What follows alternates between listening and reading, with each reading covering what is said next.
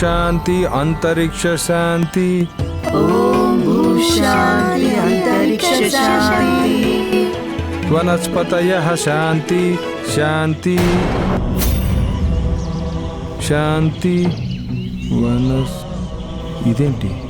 చిన్నప్పటి నుండి చదువుతున్న మంత్రాలు హఠాత్తుగా పలకడం మానేశాయి. ఏంటి ఆశ్చర్యం? మిగిలింది ఒక్కటే ఆశ.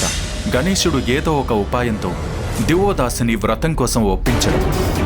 ఎందుకంటే నవరాత్రి ఉత్సవాలు రేపటి నుండే ఆరంభమవుతాయి. అంటే గణేశుడికి మిగిలిన సమయం కేవలం ఈ రాత్రి మాత్రమే.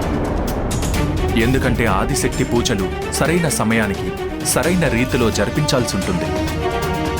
లేకపోతే దాని ప్రతిఫలం లభించే అవకాశం లేదు.